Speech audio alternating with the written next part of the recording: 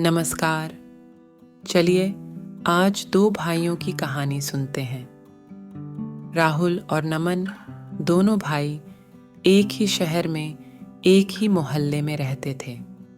जहां एक तरफ राहुल बहुत ही गुस्सैल था, हर समय शराब के नशे में रहता था और कुछ खास कामकाज नहीं करता था। वहीं दूसरी तरफ नमन बहुत ही शांत स्वभाव का था और एक सफल व्यापारी था। राहुल अक्सर शराब के नशे में मोहल्ले के लोगों से लड़ाई करता नजर आता था और वहीं नमन अपने भाई की लड़ाइयों को सुलझाते नजर आता था।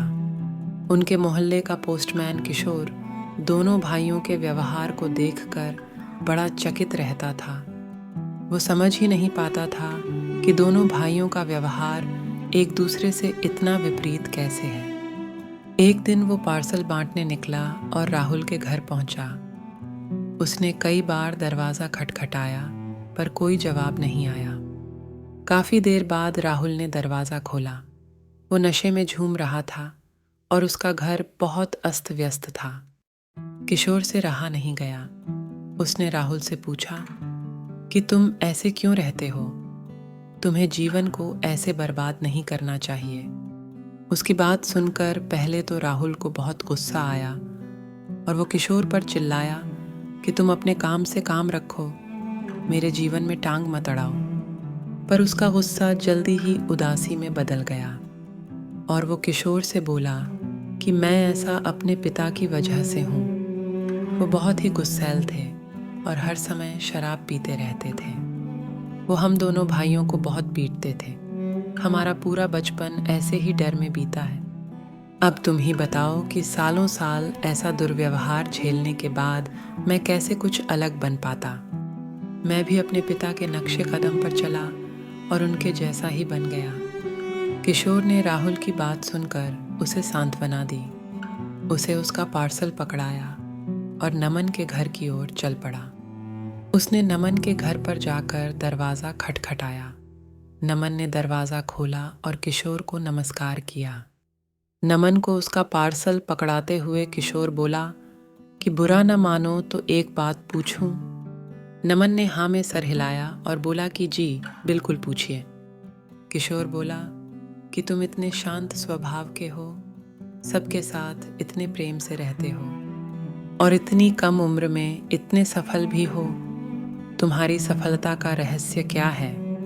नमन हंसकर बोला, इसके पीछे का कारण मेरे पिता है। किशोर को उसका जवाब सुनकर बड़ी हैरानी हुई। नमन आगे बोला कि मेरे पिता को हर छोटी बात पर क्रोध आता था। वो रोज शाम शराब पीते थे और हम दोनों भाइयों को बहुत पीटते थे। सिर्फ हम ही नहीं, उनके आसपास सब उनके व्यवहार से दुखी रहते थे। बचपन में ही मुझे समझ आ गया था कि ये व्यवहार गलत है। मैं नहीं चाहता था कि बड़ा होकर मैं उनके जैसा गुस्सैल बनूं। मैं नहीं चाहता था कि मेरा परिवार और मेरे आसपास के लोग मेरे दुर्व्यवहार की वजह से भुगते। मैं खुश हूं कि अपने जीवन का रास्ता मैं खुद चुन पाया और एक अच्छा इंसान बन पाया। किशोर उसकी बात सुनकर मुस्कुराया और नमन को उसका पार्सल पकड़ाकर आगे बढ़ गया। अपनी साइकिल चलाते हुए वो दोनों भाइयों के कहे शब्दों में खोया हुआ था। वो हैरान था कि उन दोनों का जीवन को लेकर नजरिया कितना अलग था।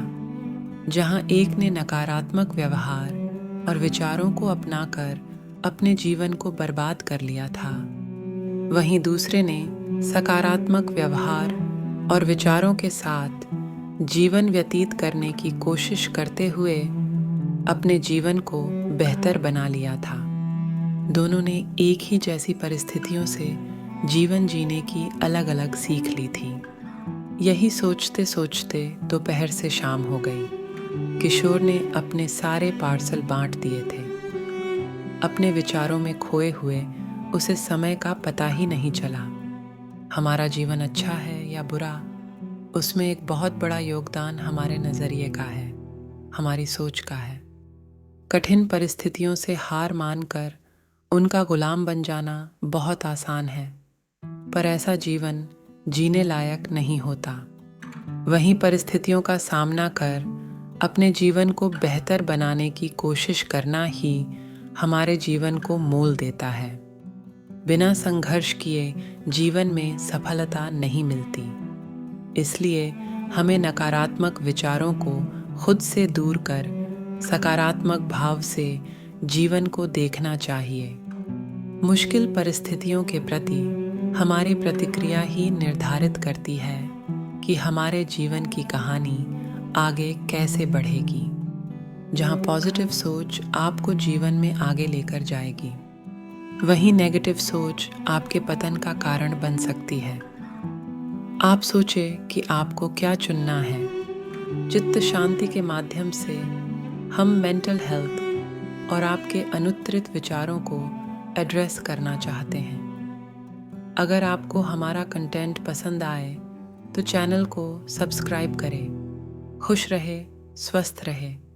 फिर मिलेंगे। नमस्कार।